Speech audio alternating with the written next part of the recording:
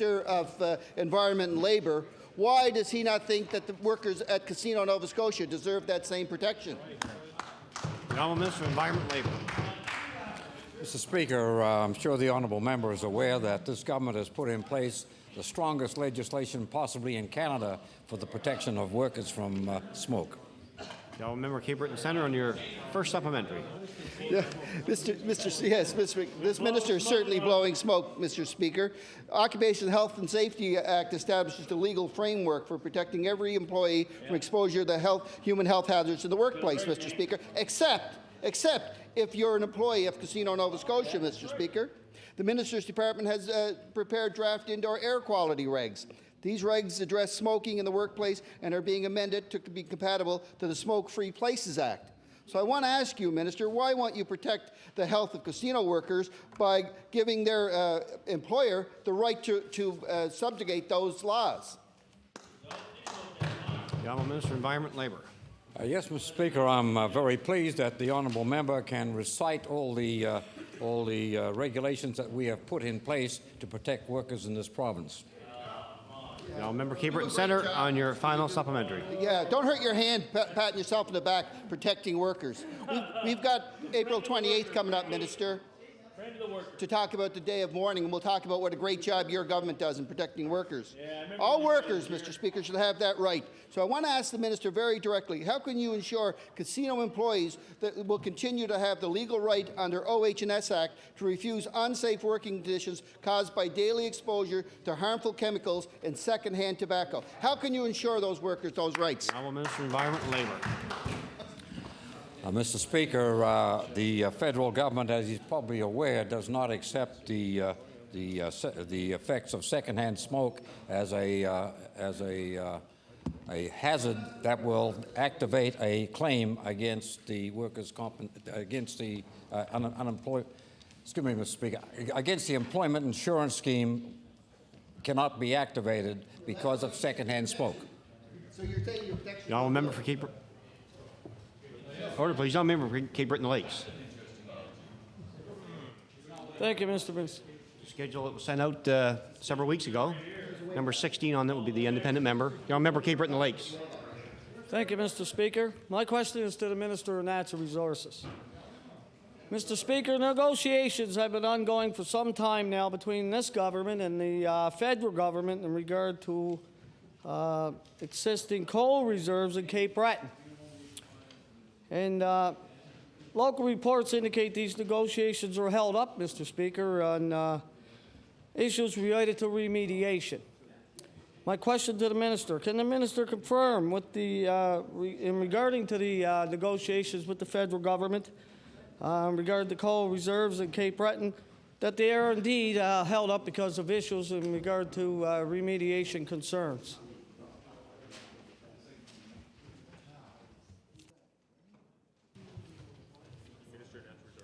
The Honourable Minister of Natural Resources. Thank you, Mr. Speaker, and I thank the member for the question. It certainly is a very important issue in Cape Breton and in Nova Scotia from the point of the economic advantages to Nova Scotia in development of the coal fields. The negotiations have been ongoing for a number of months with DevCo, with the Cape Breton Development Corporation. We're quite satisfied with the progress of those negotiations, and they will continue. The Honourable member Cape Breton Lakes on your first supplementary. Thank you, Mr. Speaker. Hundreds of jobs could be created in the coal industry in Cape Breton, actually. That would be good news for residents of Cape Breton and the Lakes, of course. Duncan Resources and the Miners Co-op are just two community organizations whom are committed to the development of the coal industry in Cape Breton. Can the minister please tell us when the community can expect to receive the benefits of his negotiations? The Honourable Minister of Natural Resources.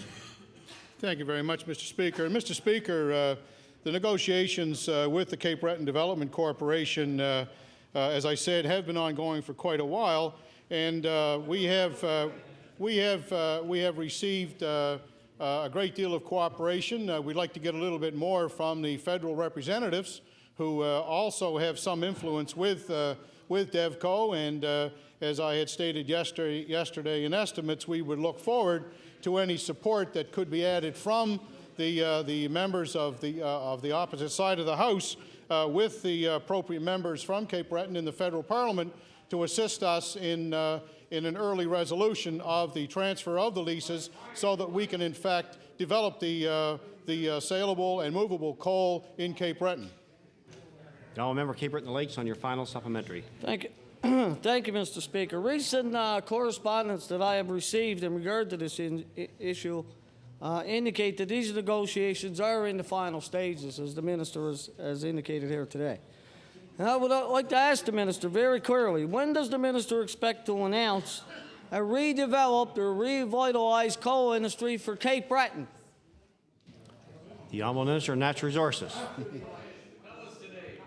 Well, Mr. Speaker, we're working quite eagerly, as I'm sure all members opposite would expect us to bring online those coal mines and those sites that can in fact be developed.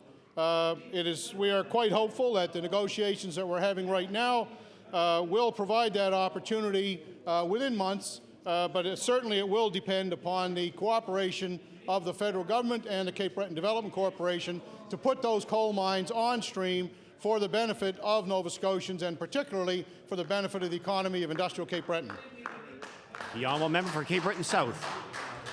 Yes, thank you, Mr. Speaker. Mr. Speaker, my question is to the Minister of Service, Nova Scotia. Mr. Speaker, the government doesn't want to deal with bad news, so they've been desperately trying to keep the issue of sable assessment under wraps. And, Mr. Speaker, it's strange how the government will immediately cave into the casino, but will drag out assessment negotiations for 4 years and even consider allowing it to go to court. The Premier, the Energy Minister, and the Municipal Relations Minister will not address the issue. In last week's question, the Minister of Municipal Relations, Service Nova Scotia, said in Hansard, and I quote, "Obviously, the SOEP people have had some disagreement with the municipal units, and as I indicated earlier, the process is coming to a conclusion very soon," close quote. Mr. Speaker, the disagreement is not with the municipalities like Guysborough. The disagreement is between the province and the Sable partners, and the minister should have known that. And I'm sure that the member for Guysborough is going to be interested in this first question. My question to the Minister of Service Nova Scotia, why won't the minister take responsibility for this file and resolve this impasse instead of blaming municipalities like Guysborough? The honourable minister of Service Nova Scotia and Municipal Relations. Thank you very much, Mr. Speaker, and I'm glad to have an opportunity to chat on this item with the honourable member again. As we talked last week, we had indicated over the period of the years there have been some legislation introduced on this, and as I indicated, that file is moving. Today, a proposal has been put to the SOE people. Based on that, it is now with their lawyers waiting for agreement. That happened some months ago. We expect to have their lawyers' response, and Perhaps the honourable member would take the opportunity to tell the House when they negotiated this deal why they didn't set up the structure for this assessment at the time. The honourable member Cape Breton South on your first supplementary. The member from Preston has spoken twice in this session. Mr. Speaker, my first supplementary is to the Premier. Mr. Speaker, that minister doesn't have a clue what he's talking about here. We're talking about an assessment problem with municipalities that are hurting like Guysborough. The issue has not been resolved, and it is hurting Nova Scotia's reputation with industry, Mr. Speaker. Worst of all, municipalities like Guysborough cannot collect taxes to improve services. My question to the Premier. It has been 4 years since this issue was hanging over the province. Despite legislation and despite negotiations, we are no further ahead. My question, why won't you, Mr. Premier, demonstrate leadership and bring an end to this impasse? The honourable Premier. I refer that to the minister. The honourable minister of Service Nova Scotia and Municipal Relations. Thank you very much, Mr. Speaker, and we are moving towards the impasse. We know that there is a lot of the municipalities that are interested in this, getting this file complete. The department has had about 11 meetings with the SOE people in the last 6 months. And we have made a proposal to them. It is with their lawyers now. We expect a response, and if we have a favourable response, the issue will be resolved. The honourable member for Cape Breton South on your final supplementary. Yes, Mr. Speaker, my first supplementary, I noticed the Minister of Guysborough, or the member from Guysborough, the member from Guysborough, Well, won't have to worry about that because he's one on the extinction list the next election. Anyway, Mr. Speaker,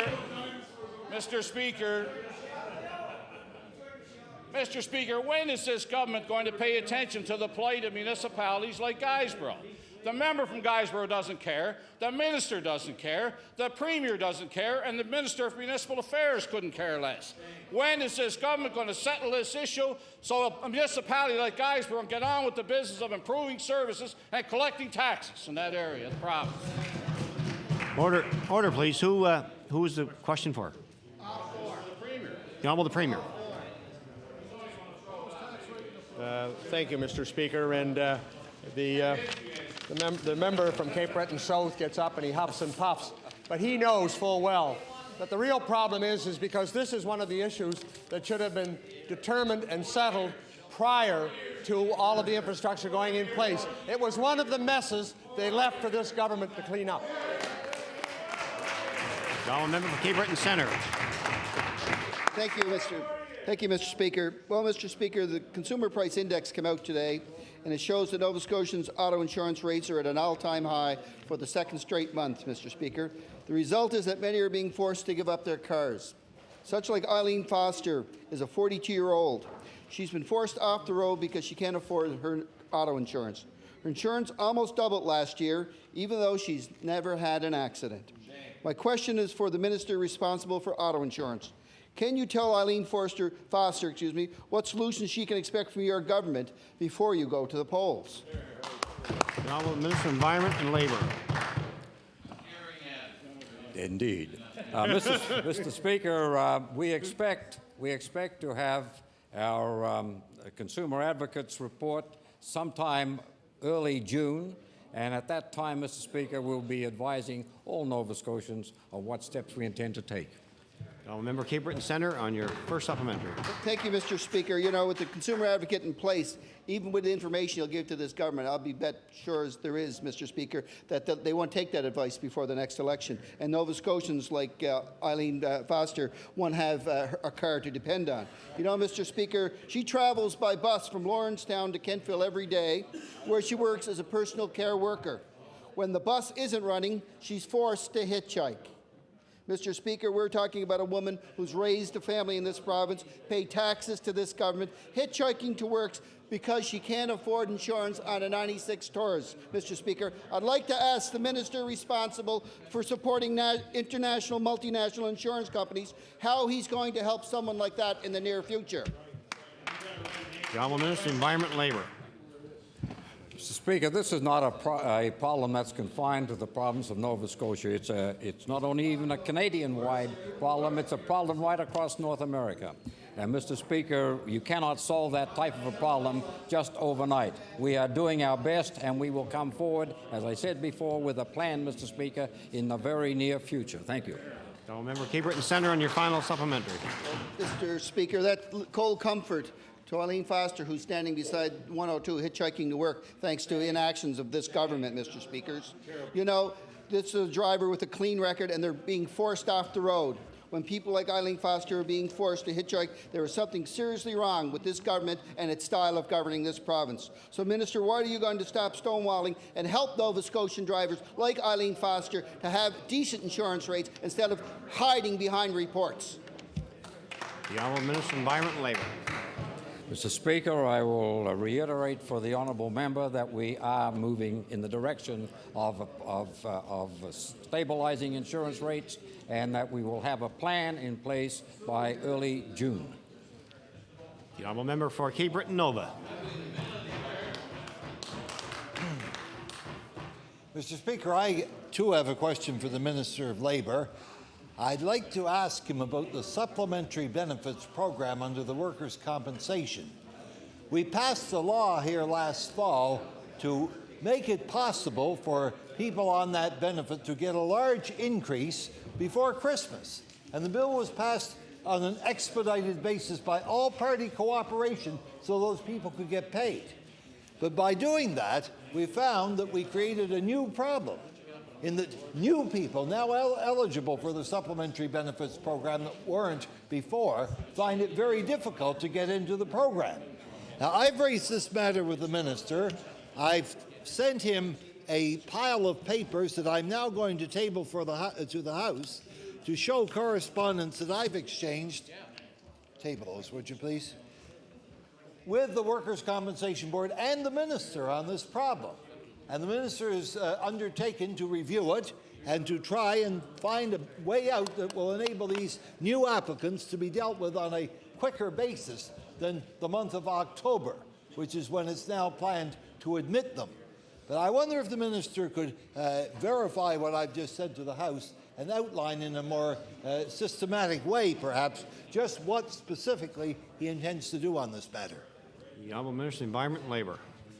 Mr. Speaker, yes, I am aware of the problem, and some people, unfortunately, have had to wait for up to 9 months, I believe, before they can get on the supplementary benefit. But, Mr. Speaker, they do not necessarily have to wait until October to apply for the benefits. They could apply in July, and then their payment would start 1st of October. Member Cape Breton Nova on your first supplementary. Mr. Speaker, there's a serious matter, and I could not hear the last part of the minister's answer over the hubbub in the House. But I thought it was more that Order, way. please. Member Cape Breton Nova on your first supplementary. Mr. Speaker, just to illustrate what I'm talking about, I want to deal with one individual case involving a Donald McMullen, who lives at 645 Atlantic Drive, Reserve Mines. Now, this man now has an income of $900 a month, Canada Pension Disability, and a small PPD from Workers' Comp. If he could get into the supplementary benefits program, his income would rise from $900 a month to $1,250, an increase of $350. Now, that man right now is trying to live on next to nothing. And I'm wondering if there isn't some way that he, if he does qualify under the guidelines, could not be admitted to the program earlier than October. The Honourable Minister of Environment and Labour. Yes, Mr. Speaker, as I said in my response to the initial question, that gentleman could get on the program in July. And, Mr. Speaker, I have asked the Workers' Compensation Board to look at a modification to the system to enable people to get onto supplementary benefits earlier than has been the case in the past. Y'all member Cape Breton Nova on your final supplementary. Well, they're clapping. I'll clap too. There's two of us that will clap because I agree with what the minister said, and I would urge him to continue on that course and not get distracted in the meantime by electioneering or other such activities. I'd like to say as a final supplementary, just one more example. It's a Mr. Clarence Foley who lives at 19 Kent Court outside Sydney. Order, He please. is trying to get... Order, please. It's too noisy in here. Order, please.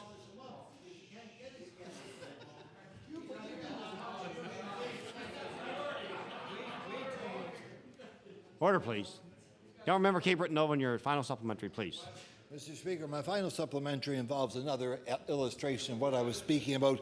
Mr. Clarence Foley, who lives on Kent Court, which is outside Sydney, and he's struggling to get by on a permanent partial disability payment of less than $200 a month. He can't get his Canada pension because he doesn't have the contributions to get it. Now, someone like that clearly qualifies for supplementary benefits, yet he too is being told you have to wait until October, until the leaves turn golden, and all will be well then.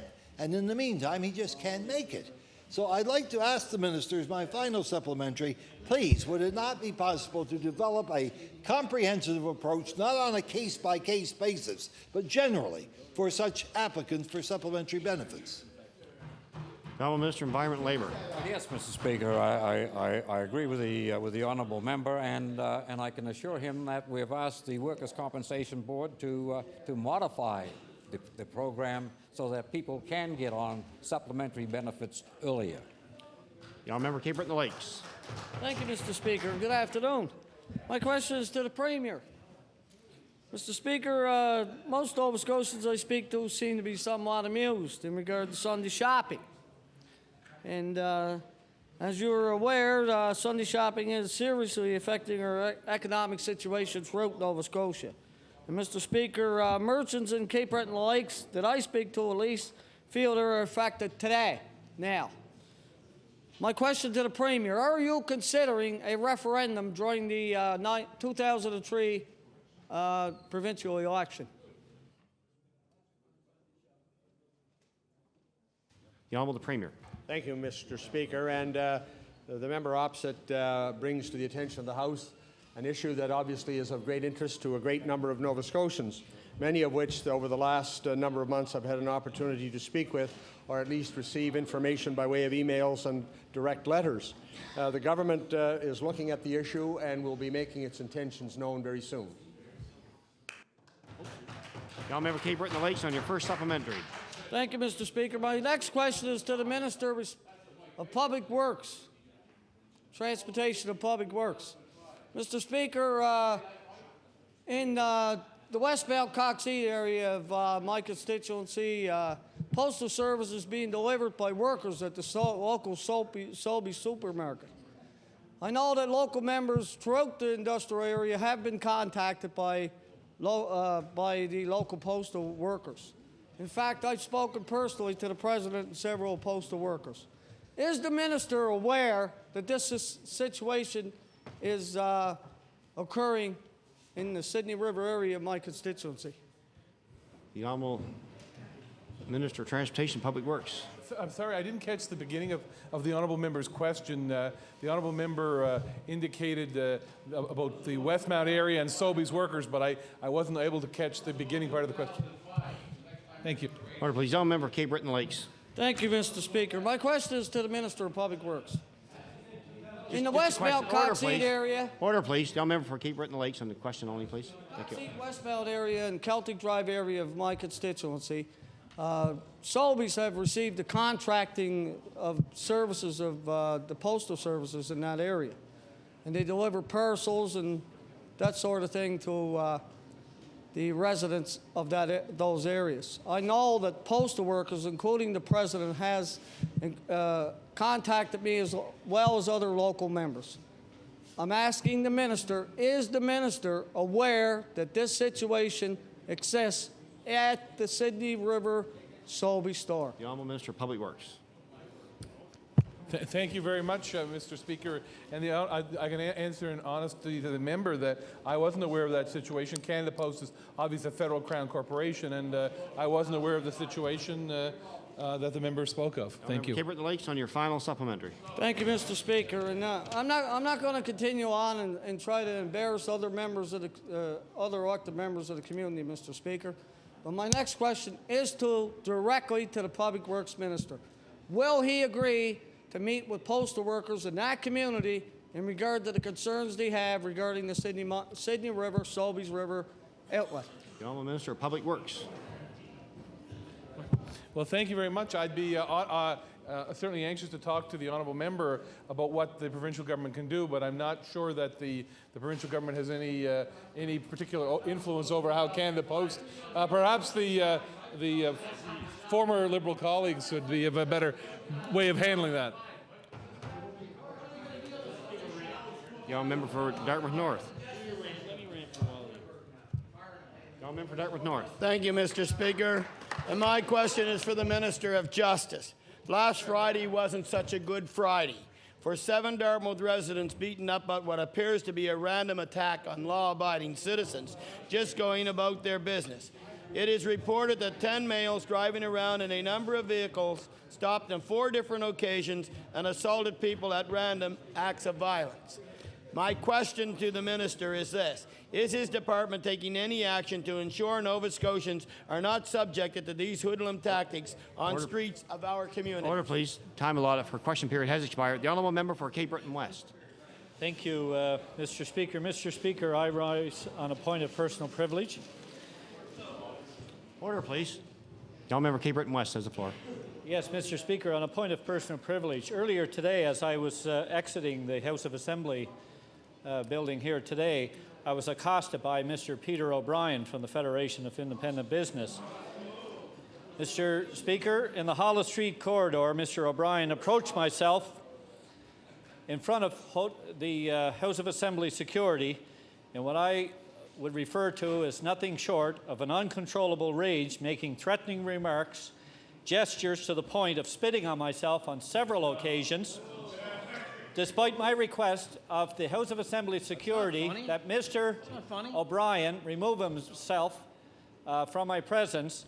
Mr. O'Brien continued and then exited the building in a rather uncontrollable state. Mr. Speaker, the point being that I believe all members of this House should be entitled to entering this place in a safe work environment. That's point number one. Point number two, Mr. Speaker, I would ask if you, as the Chief Magistrate and caretaker for the House of Assembly, for the House here, that you would investigate and that some type of an assessment be carried out of Mr. O'Brien's behaviour in consultation with all those who witnessed the event, if you can refer to it as that, and perhaps appropriate action could be taken. Certainly, members brought forward. Other members have comments regards the same issue. The honourable members brought forward a very serious issue that I certainly will take under advisement and will report back to the House. The honourable member for Guysborough Port Hawkesbury on introduction. Thank you very much, Mr. Speaker. And Mr. Speaker, in your gallery we have two people from the council area, Mayor Frank Fraser and Deputy Mayor Finn Armsworth, and ask the House to give them a warm reception. Certainly welcome our special guest to the gallery today. And also, Mr. Speaker, in the member East for Gallery. Guysborough Port Hawkesbury. Yes, in the East Gallery we have another former warden of Richmond County and now the nominated candidate for Richmond, and I'm sure he's going to be sitting here with us after the next election, Mr. Richie Cotton.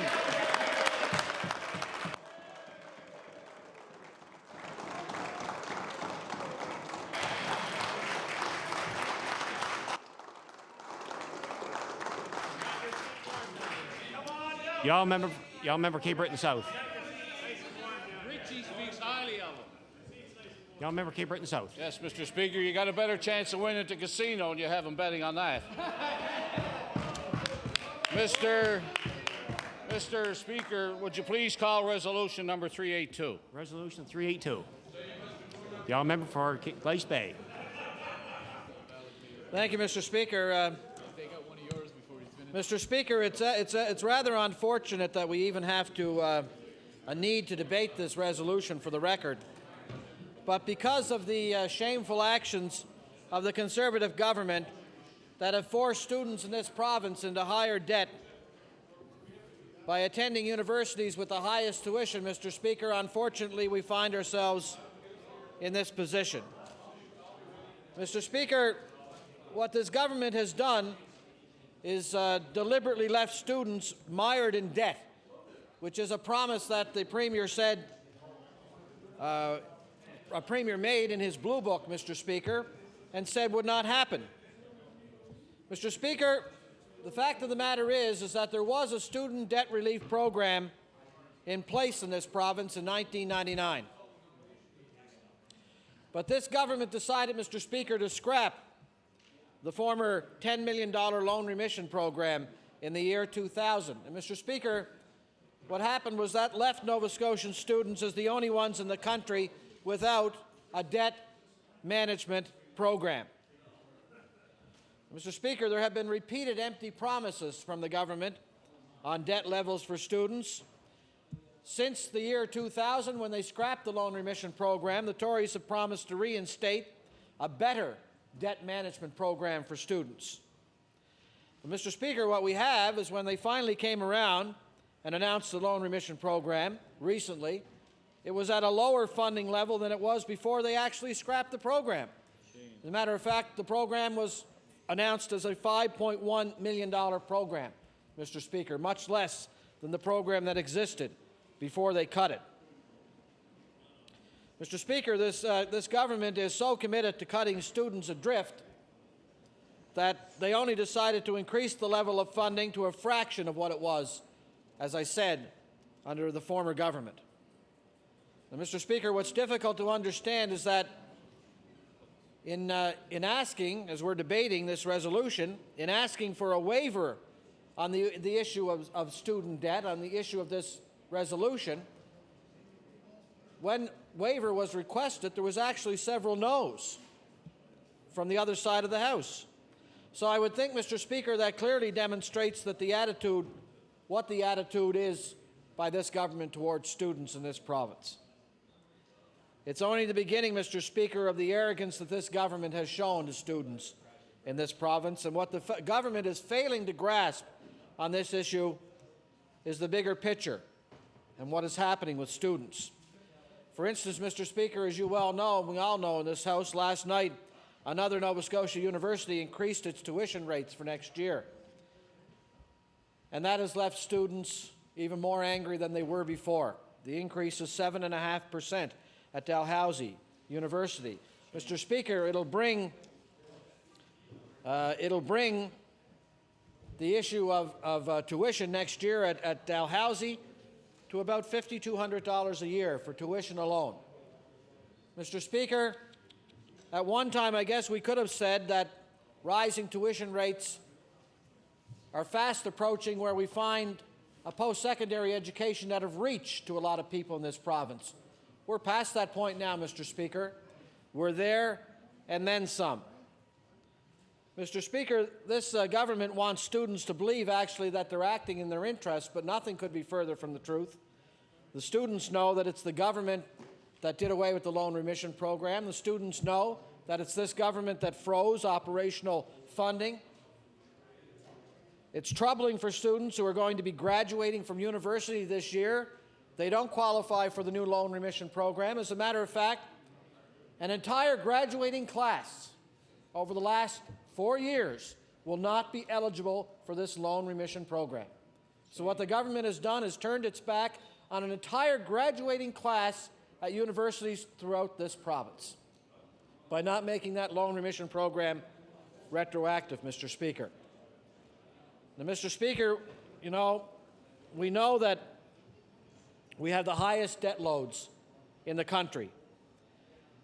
And students understand that this government is not going to be able to control increasing tuition rates in the future either, because this government is not investing more money into operational budgets of universities, Mr. Speaker. The students in this province don't want more empty promises. The students in this province don't want to have to go to food banks in order to attend university. The students in this province don't want to have to hold down 2 or 3 jobs just to be able to pay the rent or pay the tuition in order to attend university. Mr. Speaker, what the students in this province are asking for is nothing but fairness in treating them.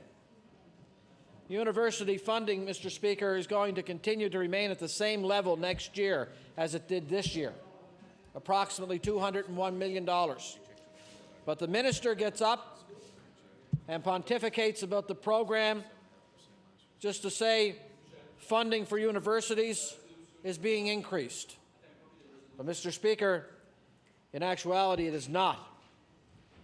The universities are going to receive $6 million in funding, more, but it hasn't fooled anyone, Mr. Speaker. In particular, it hasn't fooled the students in this province.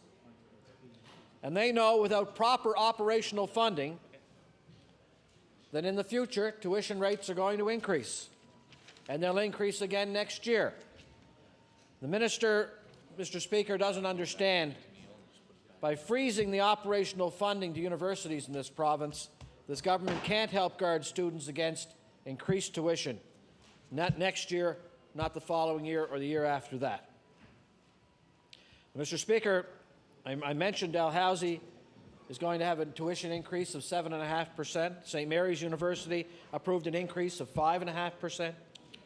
Nova Scotia College of Art and Design approved an increase of 7.5%. The University College of Cape Breton is talking about a 7% increase, Mr. Speaker. Tax rebate there. Universities don't want to increase tuition, but because of the failure of this government, Mr. Speaker, to provide universities with that proper operational funding, students are having to shoulder the funding shortages as well. Mr. Speaker, it was the Premier of this province who gave us his word that he would not let students in this province down. The Premier was the person who stated in the Blue Book that he did not want students in this province mired in debt. But Mr. Speaker, what the Premier doesn't seem to understand is that the $5.1 million for the loan remission program won't help the thousands of students in this province. They need more. Absolutely. The students in this province deserve more, Mr. Speaker. The reality of the situation regarding the Millennium Scholarship Foundation, Mr. Speaker, the money for the Millennium Scholarship Foundation was taken by that government. It did not serve the purpose it was intended for, and the only people that were hurt by that decision were the students in this province, Mr. Speaker. The Premier still wants the students to believe that things are stronger and better now than they were 4 years ago with this new loan remission program. Mr. Speaker, how could they possibly be better? There's less money.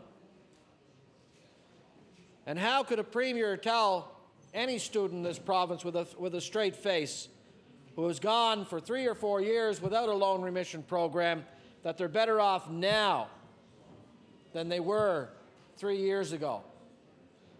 Better off coming out of university now, faced with an increasing debt load, but no loan remission program that they would qualify for, Mr. Speaker.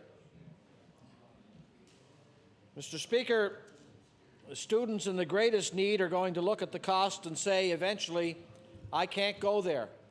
I can't afford to further my education because of rising tuition rates. And where that leaves us, Mr. Speaker, is anyone's guess. Never thought that we'd see the day in this great province of Nova Scotia that someone would say, well, I simply can't afford to go to university, and to be able to pinpoint the blame, Mr. Speaker, on a government that has done nothing to help post-secondary education, and in particular post-secondary students in this province, Mr. Speaker. Now, Mr. Speaker, the resolution that we're talking about actually came from on page 24 of the Blue Book that stated, as I said, the pursuit of post-secondary education should not leave Nova Scotians mired in debt. Those are the words, Mr. Speaker, of the Premier of this province. And despite that promise, after 4 years of this government taking student aid money, the pursuit of post-secondary education has left thousands of Nova Scotians, Mr. Speaker, thousands of our children, thousands of our students mired in debt. Mr. Speaker, that is a shame. The member's Thank you for your time has expired. Thank you. The Honourable the Minister of Education. Thank you very much, Mr. Speaker, and I'm really pleased to have the opportunity to rise in my place today to speak about the support that we have provided for post-secondary education in this province, both to the institutions and to the students. We have not only a new debt reduction program for students, but we have also given universities more funding to help mitigate tuition increases. In fact, Mr. Speaker, when you add it up, we are making an $11 million investment to Nova Scotia students and universities. That's $11 million more than in the previous year. Now, that's a big improvement on what the honourable member's opposite government was able to do. Because if you examine the figures, which I've already discussed earlier in question period today, you will note that they actually reduced funding to universities down to the low level of $175 million from what it had been previously. And we are now in excess of $206 million annually. And Mr. Chairman, or Mr. Speaker, I hope that I will be here when we reach the level where we have fully restored funding to the levels they had been before the party of the previous government reduced funding to the extent that they had. We have increased funding to universities while at the same time, through the efforts of the Minister of Finance, balancing the budget of this province. Let's start, Mr. Speaker, by examining our new debt relief initiative. Last year on Budget Day, we promised to develop a student debt reduction program within 12 months. We're delivering, and we have delivered on that promise. We're investing $5.1 million for the first year of this new program. It is designed, Mr. Speaker, to help the greatest number of students possible with the resources we have. It also has the ability to expand as more money becomes available.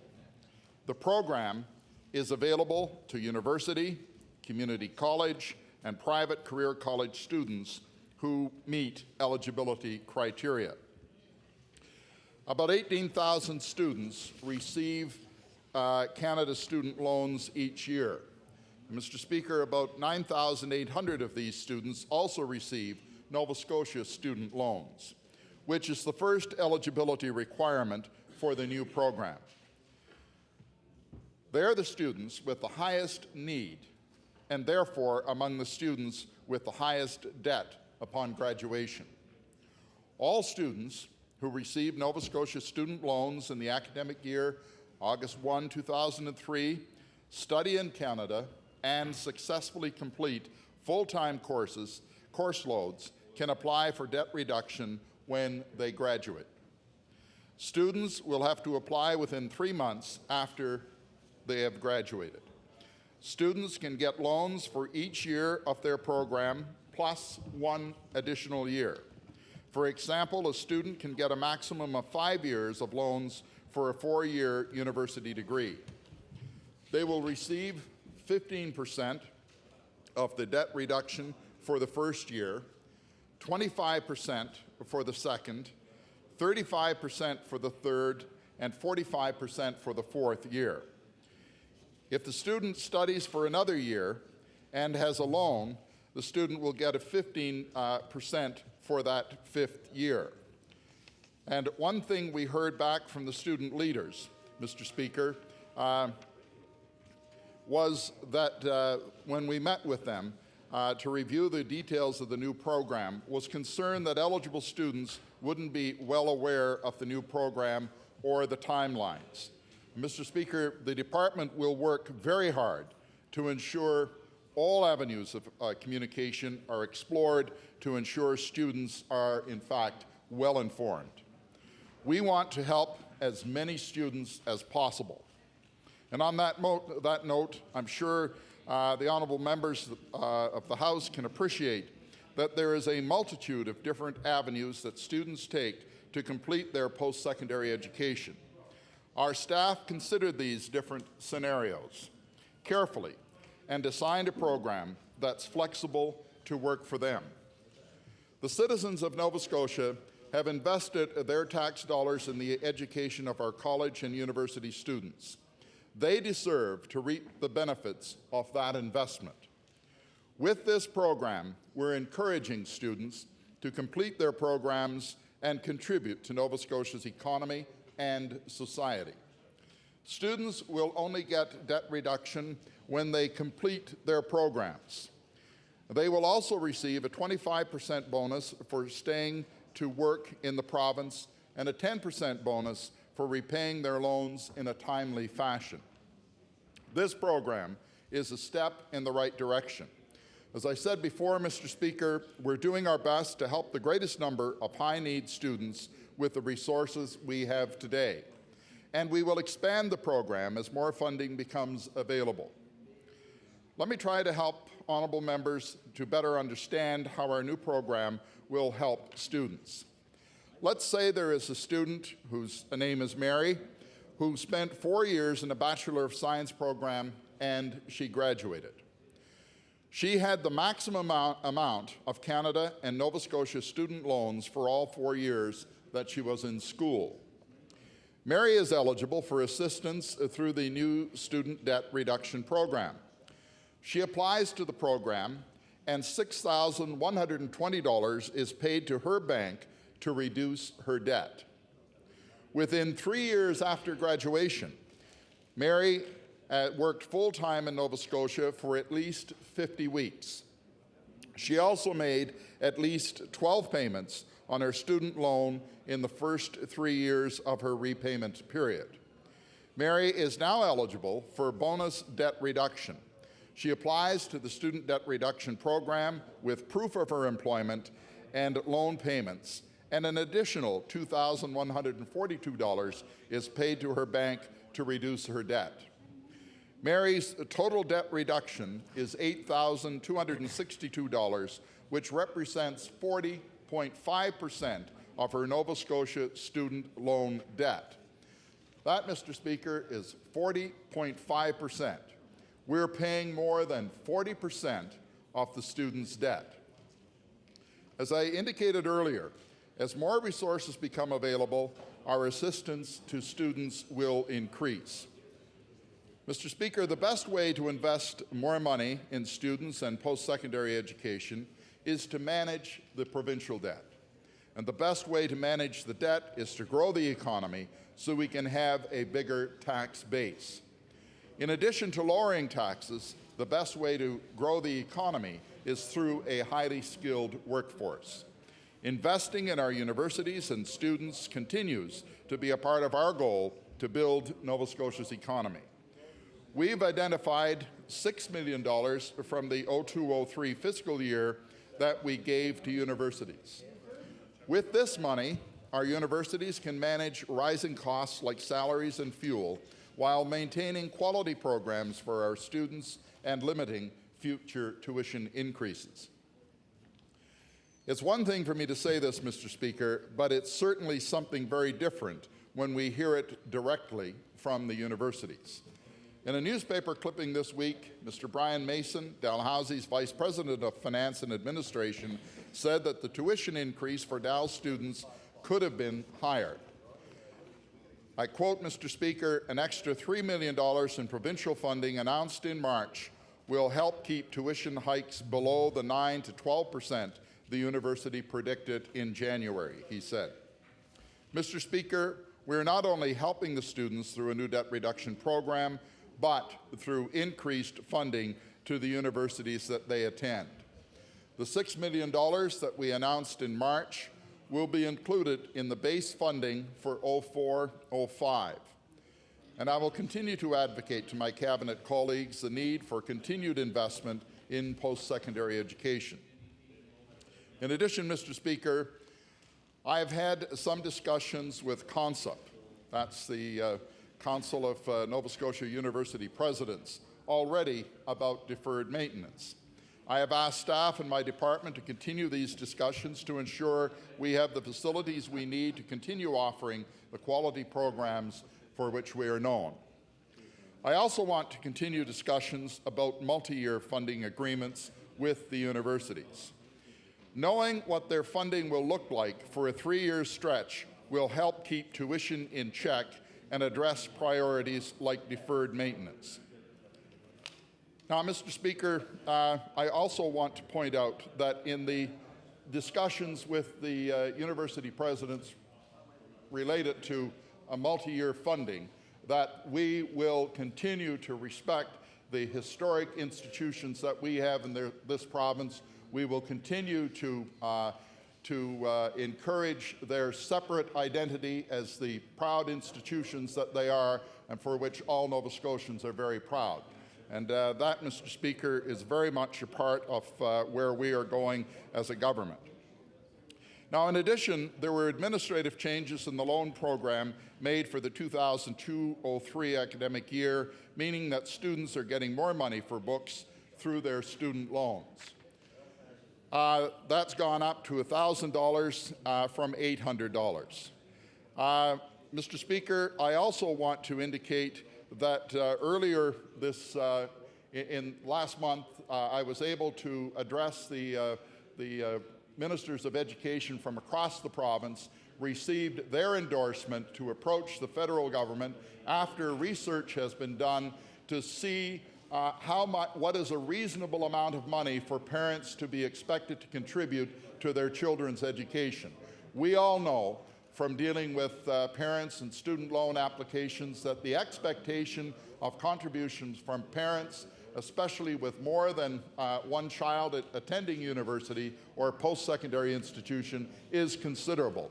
And the Council of Ministers has agreed to study that, Mr. Speaker. Thank you very much. Thank you. The Honourable the Member for Timberley Prospect. Thank you, Mr. Speaker. And as you well know, this is a topic of personal concern to me as the proud father of a daughter who attends NASCAD.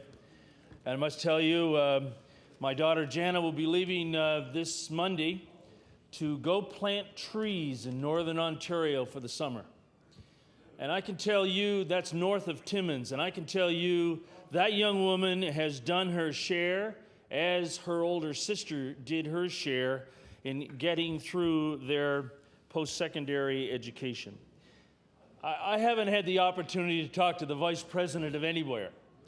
I'm not on a first-name basis with the university presidents, except for Mount Allison, but that's another topic. What I've been talking to, who I've been talking to, are some of my past students, some of the people in my community, and I'm going to bring a couple of their cases to the floor this afternoon. But first of all, let's get the facts straight. The kids in university, the kids who are in post-secondary institutions, they are hurting without the G on the end. They are hurting, and there's no way around that. We hear the stories of the kids at NASCAD who go and use the food bank. We hear the stories of these young people who are holding down a couple of jobs so that they can help out with tuition, with books, with art supplies. You know, I had the occasion to run into Tony Roding. Tony Roding was one of my students. And I asked Tony, how are things going and how are you doing? And he said, well, you know, I'm holding down a job, sir. I'm pulling down a B average. I'm not doing too bad. And I would say to him, I remember Tony as a student, he was an exceptional student. And his first reaction was, I know, Mr. Estabrooks, I could be doing better, but I've got a part-time job so I can assist with the cost that my parents are paying so I can go on to university. Well, let's be clear on this. And I think some members know this. I am the son of a Dorchester Penitentiary guard. My father, under no circumstances, could have afforded to send me to university. He used to, in fact, say, you have a choice. What side of the bars do you want to be on? You're either going to be behind the bars or you're going to go get an education and you're going to stay on the right side of the bars. Education for me was a way out. Education for me was a way to make sure that I had the opportunity to achieve what I wanted when it came to getting a university education. And Mr. Speaker, as you well know, that wasn't yesterday. So if it was tough for my mom and my dad at that time in the 60s and the 70s, I know in return how tough it is for parents today. And I want to bring to the House's attention, and I will table a copy of a letter that was sent to me from Jamie Richardson. Jamie is a young woman who used to go to Acadia. And that's the key thing. Jamie used to go to Acadia. And I'm going to quote from it, and I've tabled the copy for your attention, Mr. Speaker. Thank you. Jamie says in the letter that she wrote to me, I enjoyed my classes. I had been recognized by many of my professors as a promising student with a gift for writing. These same professors were as saddened as I was to learn that I would have to withdraw from Acadia mid-year because I did not receive the student loan I'd been counting on to finance my year at Acadia. Now, this young woman is the daughter of a single parent. Unfortunately, recently, Jamie lost her dad, but she writes these words, and they are words that I hope members listen to and understand, because everyone has to understand that the huge majority of parents cannot afford to help their sons and daughters with post-secondary institution. Jamie writes, my parents had taught me, and I had always believed, that if you wanted something badly enough and you worked hard enough, your dreams would come true. And yet here I was at my university learning the real truth was that no matter how hard you worked or how much you wanted something, in the end, it all came down to how much money you had. Now, if this government believes in accessible education to all Nova Scotians, from one end of this province to the other, there has to be much more progressive steps taken when it comes to assisting these young people to be able to attend post-secondary institution. Now, the key thing in this resolution that my friend from Glace Bay introduced was in one of the whereases. And I think it's for the record important not just to have for the be it resolved. It says, whereas during the election, the Premier on page 24 of the Blue Book stated, and I will quote this again, as we all know, and I will table this, Mr. Speaker. The quote says, the pursuit of post-secondary education should not leave Nova Scotians mired in debt. That comes from page 24 of the Blue Book. Now, that was 4 years ago this summer, Mr. Speaker, and the unfortunate truth is this, that many young Nova Scotians are mired in debt. We can say, well, we did this with the loan remission program, and then I hear the hijinks of the Millennium Scholarship. Explain that to some young person who cannot go back to their university. Because as my daughter leaves for her summer job in Northern Ontario, many of the young people that she goes to school with will not be returning. And I've had the occasion to meet with them. In fact, I must tell you, Mr. Speaker, on a fairly regular fashion, they end up at our place for Sunday dinner, but that's another topic. I want you to know, Mr. Speaker, that many of the young people that attend university with my daughter, they will not be returning. They're in debt. They feel uncomfortable with the fact that they cannot continue to go to their parents for assistance, and the stress and the turmoil that has resulted. Now, if education is going to continue to be the key for success in this province and in this country, there has to be a much more progressive loan remission program offered by this government and by future governments. It has to be fair, and it has to be of a matter that will be of real concern to young people. Now, recently, of course, Dalhousie University, the biggest university in this province, and I had the pleasure of attending there to get an education degree, their tuition fees jumped again. And the answers in return that you get from whatever administrator that you talk to at whatever particular university, we have no choice, we have to meet our budget demands, we have to, after all, we are running a business here where we have to make sure that the bills get paid. And that is understood. However, and it has been said many times to one form or another of government, there should be, and it would be without doubt well received by the huge majority of university students, that a tuition fee freeze was put in place. But no, that couldn't be done. And I heard some of the reasons. Mainly, most of them, in my opinion, make no common sense at all. Because the reason always we hear, whether it's from the Liberals or from the Conservatives, well, look what happened in other provinces. Something has to be done immediately to stop the bleeding, if I can use that expression. Something has to be done to put a freeze on student tuition fees.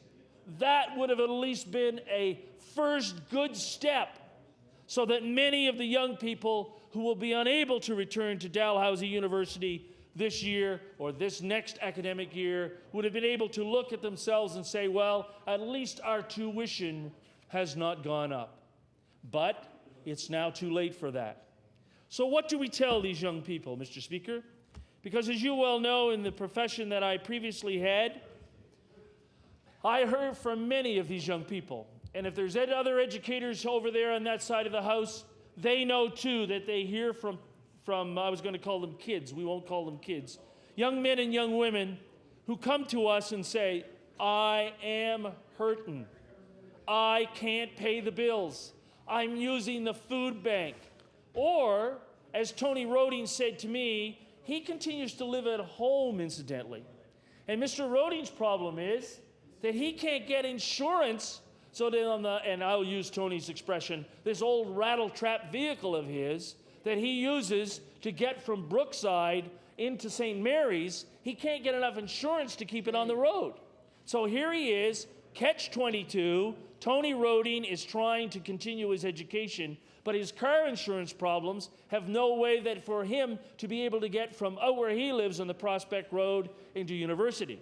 This isn't a situation of frills. This isn't a situation with a young man living in residence and trying to pay the bills. This is a young man who has problems with insurance, who needs assistance when it comes to education and making sure that when he does graduate, because Tony Roding inevitably will graduate, as will the Jamie Richardsons, they will pursue their goal. They will eventually get the degree that they want. But in the meantime, they will face debts when they inevitably do graduate that are just monumental. And Mr. Speaker, that is no way to begin your career. That is no way to begin your summer of work. To be worried at the age that these young people are, to be worried about the fact of how they are going to pay their share if their parents cannot carry the load. Now, Mr. Speaker, I had some great summer jobs. I worked in Northern Ontario in the Canadian Pacific Railway. I worked at a football camp in Antigonish where I think the St. Yves students actually might have learned something. But I want you to know something, Mr. Speaker. When I went to my dad and said, Dad, here's my $3,000, or here's my $4,500 one summer working on the CPR in Northern Ontario, I want you to know that money was well received by that penitentiary guard. Education is the key to success, and this government has to allow young people to taste that success. Thank you, Mr. Speaker. Thank you. The member for Cape Breton West. Thank you, Mr. Speaker. Mr. Speaker, I'm pleased to rise in support of this particular resolution, Resolution 382, that effectively deals with the issue of debt relief for university students in the province of Nova Scotia.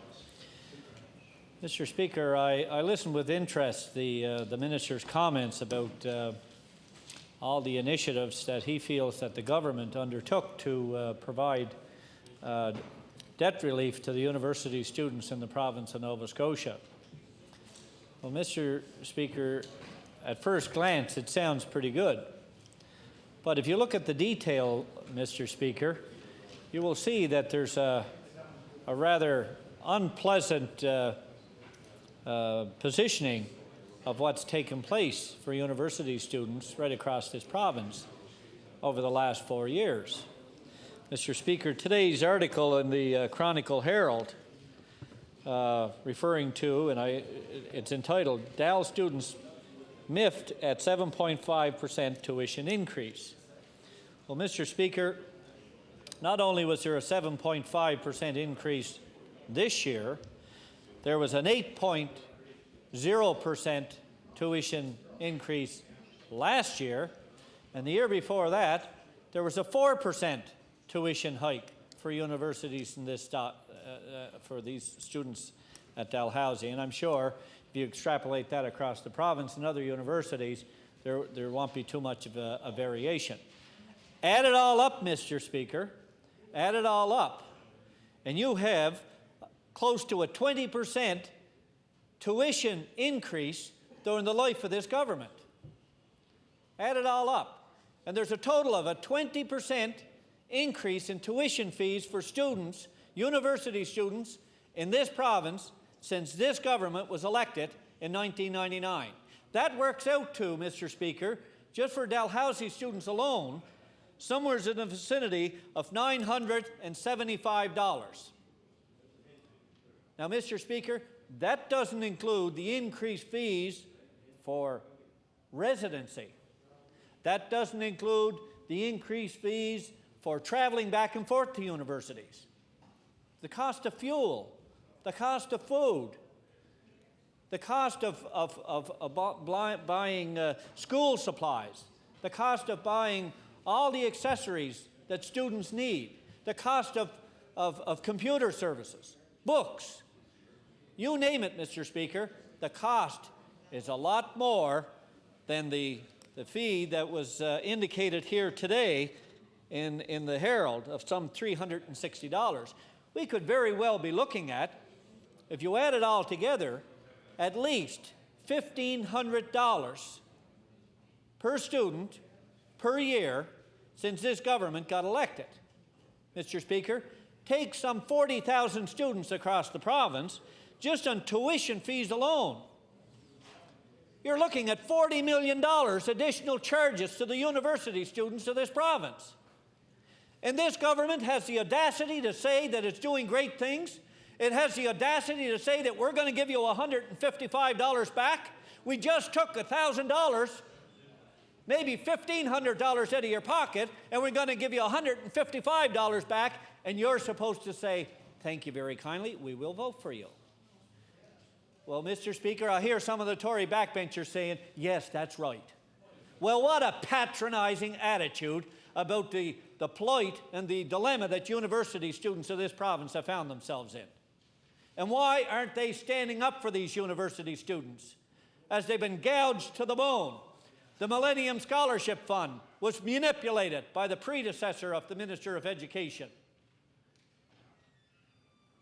Yes, Mr. Speaker, even students, the representatives from the students' unions across this province appeared before public accounts and condemned the actions of this government on what they were doing to the Millennium Scholarship Fund.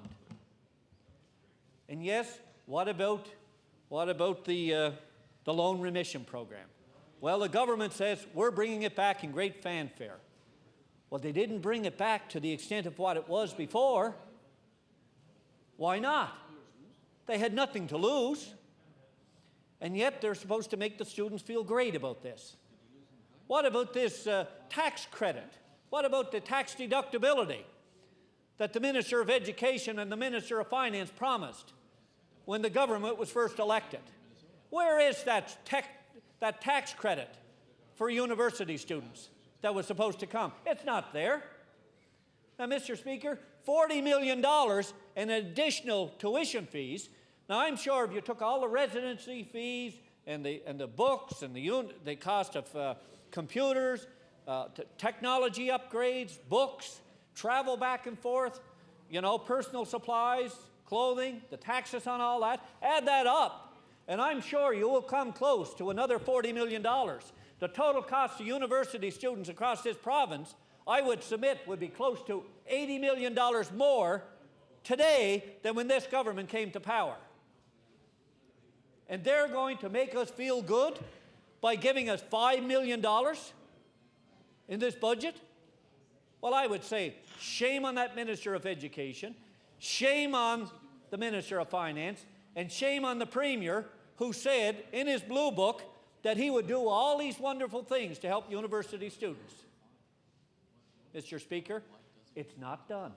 It's not done, and it's nothing short of a political sham. Mr. Speaker, anyone who has a student, whether it be in university, a vocational institute, a technical institute, or what have you, Mr. Speaker, and the parent of those children or the guardian of those children, or what have you in terms of supporting an individual to go to university or one of these post-secondary institutes, know full well, Mr. Speaker, that what the government has taken away versus what it's put back, there's no comparison. They've taken tenfold more than they've given back, and more. $80 million versus $5 million. You don't have to be a rocket scientist to figure out what this government is doing. And then they'll say, well, gosh, this is a break for you. You had a summer job and maybe you'll qualify. Maybe, just maybe, you got enough money to qualify for your $155 tax credit, which is your money in the first place because we took it from you 10 times over, Mr. Speaker. So, but let's put a little icing on the cake. We're going to use it as election bait because we still think that this is back in the 50s and the 60s where you can buy elections with a bottle of rum. Mr. Speaker, those days are gone. And I don't know if certain senior political elements within that government or the think tanks behind the scenes really believe that Nova Scotians have regressed that far under this government. This type of neoconservative, patronizing philosophy just doesn't wash with the young people of Nova Scotia anymore. They're not for sale, Mr. Speaker. They're not for sale with the Liberal Party. They're not for sale with the Tory Party. They're not for sale with the NDP Party or any other party. Mr. Speaker, the value of education is known by the lack of it, and this government lacks the knowledge and the education to understand what the future generation of this province is all about. They're not for sale. Mr. Speaker, where are all the commitments that were made in the Blue Book? Where are they at? They're not there. And what do we get? Not only with the Executive Council, not only with the Cabinet, but the Tory backbenchers. My golly, Mr. Speaker, why aren't they standing up for the university students in their riding, their respective ridings, their constituencies? Why aren't they? Day in and day out, these students are being hammered with increased cost. They're finding it more and more difficult to find summer jobs. Where was this integrated summer employment program that the government promised in the Blue Book upon election that would help university students go through a seamless process of being educated with the least amount of disruption from a financial perspective, all at the same time picking up considerable experience and knowledge? Order, please. Order, please. I just wonder if I could ask members to take their seats or turn down the private conversations, please. It's quite difficult to hear the gentleman, the member that has the floor. The honourable member for Cape Breton West. Thank you, Mr. Speaker. Maybe they don't feel they have university students or postgraduate students in their ridings that are interested in this, but I would submit quite to the contrary. I would submit, Mr. Speaker, that every member, whether it be in government or opposition, would be advocating on behalf of their constituents who are attending postgraduate studies ways to seek debt relief. Mr. Speaker, I'll bet you a dime to a donut when graduation exercises come along in June of this year for all the students that are graduating from high school and going on to postgraduate studies in the fall, you'll see just about every Tory member rush up to the graduation exercises because they want to be seen as being part of this graduating class. They want to be seen to be doing something for the students. They want to be seen to be the champions of the young people of the province of Nova Scotia. But, Mr. Speaker, where are they at when the students are looking for debt relief? They're all in hiding. Well, I say shame on them. And shame on them who attend these graduation exercises knowing full well that they are not putting 150% into helping those students. That is why so many young people today have been turned off by politics in different political parties. So let's not just, let's not be mistaken. I'm not just trying to be one-sided on this issue. I mean, no one has exclusive right on who's done everything right and who's done everything wrong. There's enough blame to go around, Mr. Speaker, but this government, with this cabinet and this caucus, has the wherewithal and the opportunity to do something for these young people. Many we see here in the House, pages, trying to further their education and their careers by working and getting the experience and picking up a few extra dollars to pay their bills. This is the type of initiative we should support, Mr. Speaker. And what do we get? We get nothing but letters of congratulations come graduation exercise. But where are you at when they come looking for you to get a job, to get that leadership that was promised in the Blue Book? It's not there. We don't need write-ups, letters to the editor about all that's wrong with the political process and how things are so not altruistic as we like to think they are. We need leadership from elected officials, some who have universities in their constituencies. And what are they doing? Why not give the university students of this province a greater voice on the board of directors at various universities across this province? Let them have a better say, a greater say, Mr. Speaker. They pay close to 50% of the debt or the bills at the universities, and yet they're only allowed anywhere from 6 to 12% voice at the table. If the government wants to do something, give them a greater voice. If it's too cheap and mean-spirited in their budget to help these university students, let them at least have better control over their destiny. And you know, shame on those Tory backbenchers who sit in silence as we go to an election with a $155 tax rebate. Well. It's sad. In the year 2003, trying to buy votes with people's own resources. Those days are gone. I'm sorry, folks. It's over. Mr. Speaker, I realize my time is coming to a close, and I look forward to furthering this debate on a future day. Yes, thank you. The time for resolution number 382 has expired. The Honourable, the Liberal Leader in the House. Mr. Speaker, would you please call resolution number 429? Yes, resolution number 429 or 428. I'm sorry, on the paper, it's on the document I have, it's 428, Honourable Member. It is 429? I think it's 428. 428, pardon me. 428. Resolution number 428, the Honourable the Member for Richmond.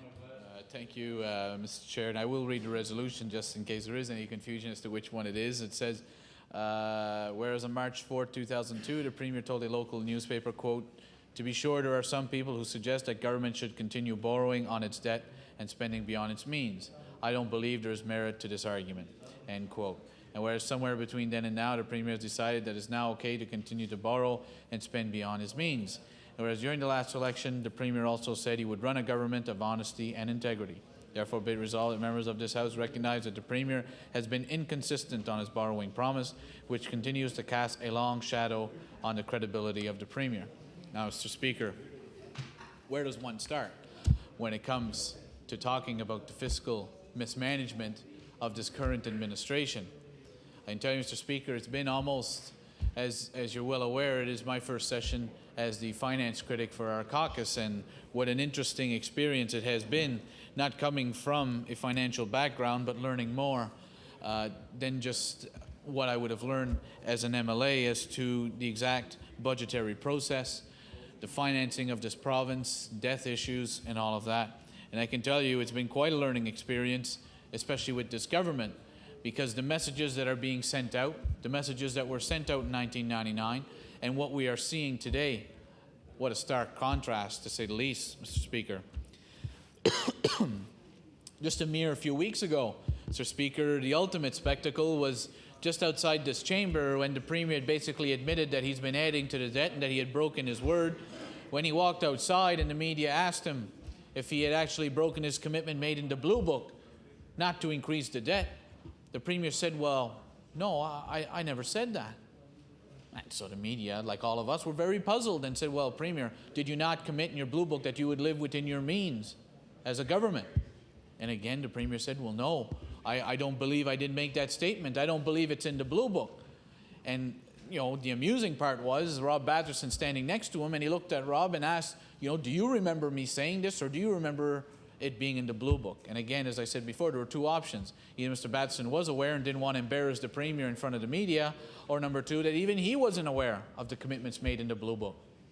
And what we've seen since that, rather than Premier sitting down and saying, "I'm going to brush up on what's in the Blue Book, I'm going to brush up on my commitments, I want to make sure that my integrity is intact when it comes to the commitments I've made to Nova Scotians." Instead, what does the Premier walk in here? A briefing note with the title above it, "Advice to Premier from Mr. Batterson." What does that briefing note say? It says that the Liberals are on to something, Premier. They're on to the fact you said you would increase the debt and you've been spending out of control. And here are the messages you are to give every time the nasty Liberals get up and remind you of the fact that you've broken your word, you're increasing the debt. And how amusing it was, Mr. Speaker, when we came in the House, when we obtained a copy of that briefing note, when the Premier was asked a question about the debt, I have to say, he's a quick study because he almost recited word for word exactly what Mr. Batterson had written for him to say.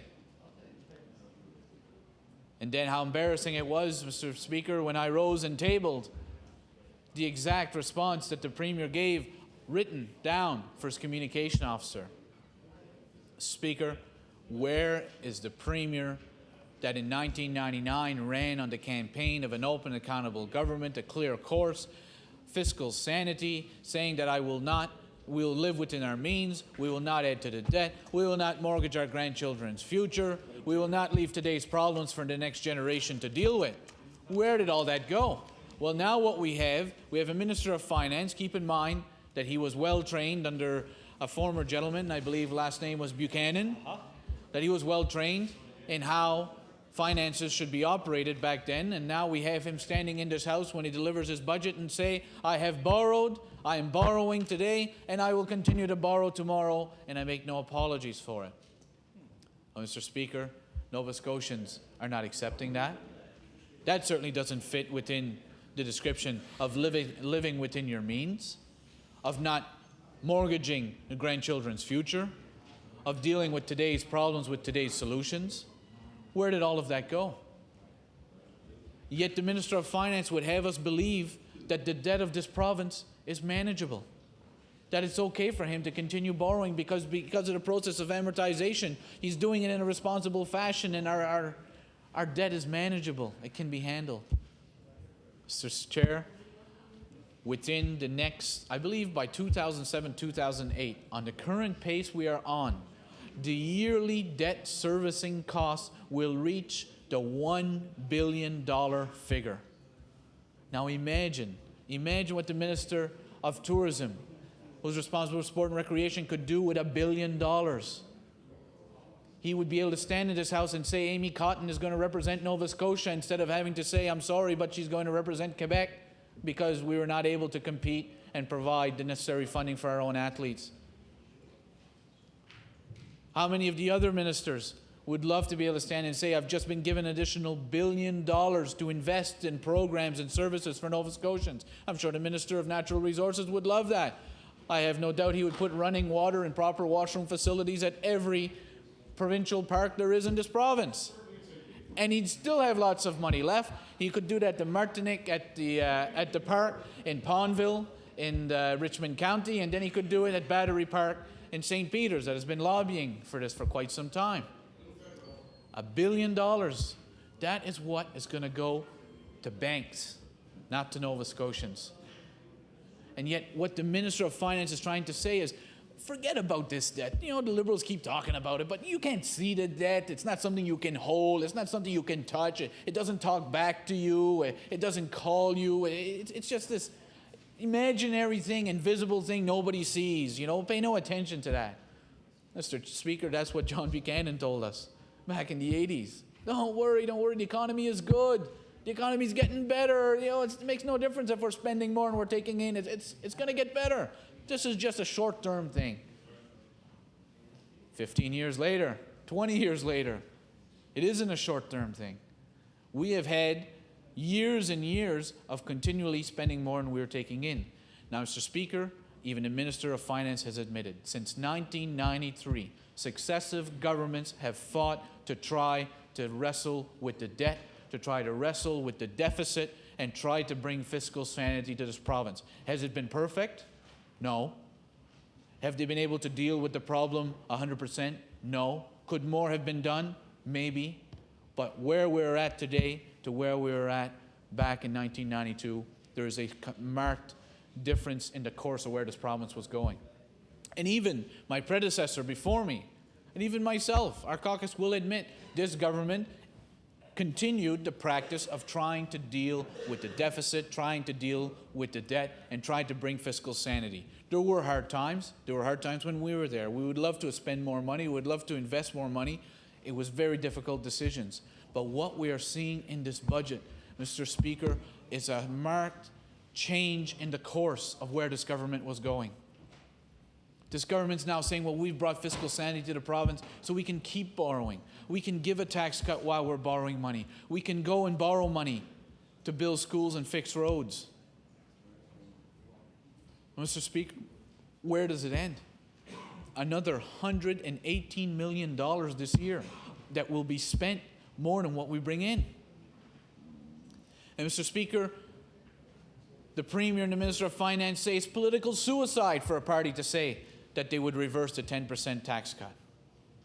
Even the NDP have already gone on record, their leader, shocked Nova Scotians, I would have to say, in saying that no, we don't want to even talk about that 10% tax cut. It would be political suicide.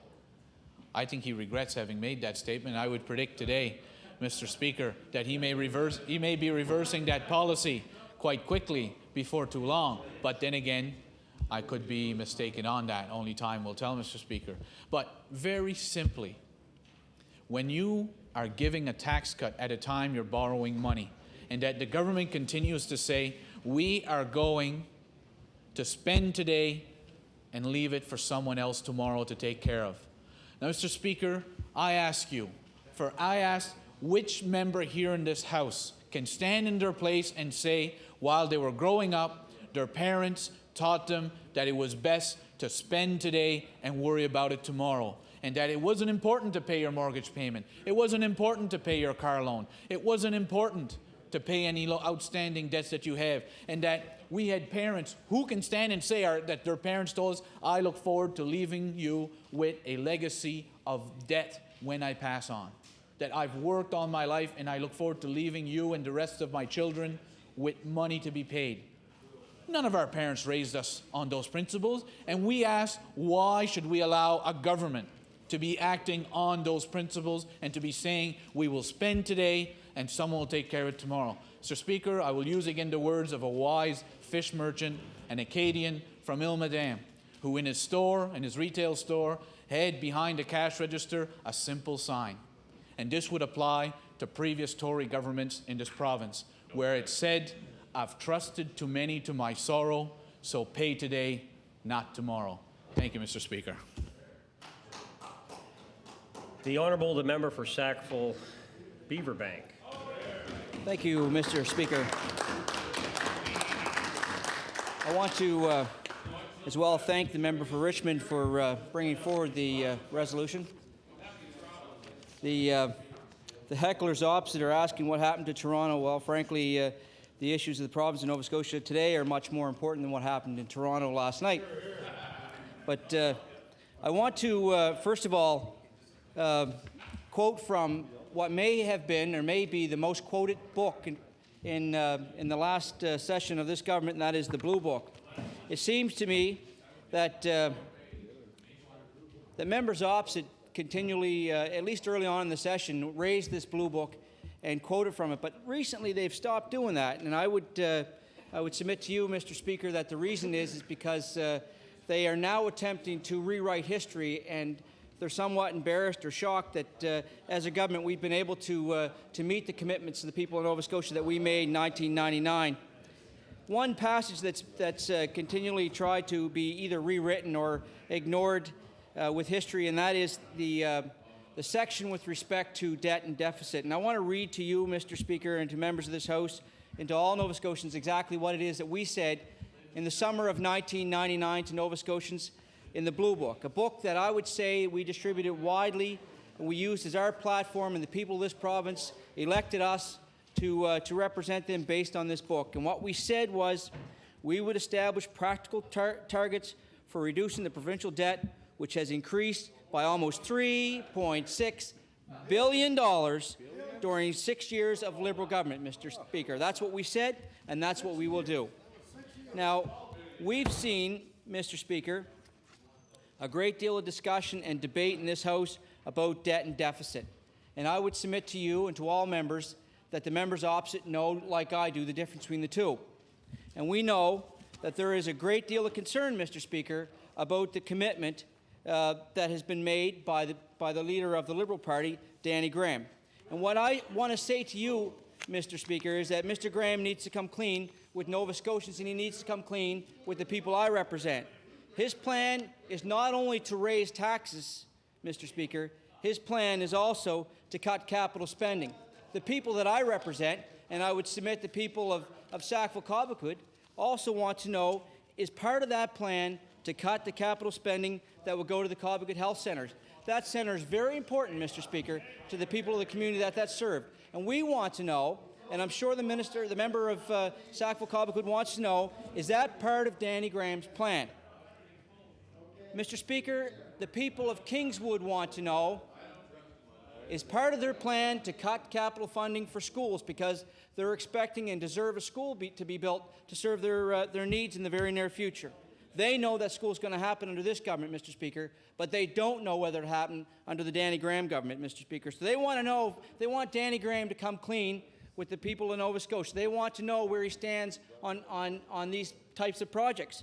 Is Danny Graham going to cut the Cobequid Multi-Service Centre? Is he going to cut a new school for Kingswood? Is he going to cut spending on highways like Highway 101? We often know, we've heard members opposite talk about that highway, and they know that it needs to be done. But if he's going to cut millions and millions of dollars, we need to know where it's going to happen, because Nova Scotians need to know before they put their X in that ballot, Mr. Speaker. We also need to know for our young people, the young people who expect to be going to a community college system that so desperately needs to be revamped, a system that has been announced, or a capital project or prospect that's been re-announced or been announced recently, Mr. Speaker.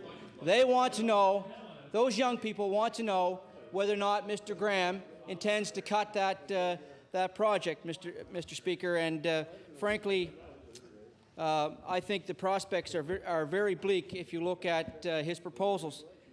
But you know, the crux of the resolution speaks primarily to the credibility of our leader. And I would say without hesitation, Mr. Speaker, the credibility of John Hamm is second to none. There's not a leader in this House now or in the past that meets his credibility.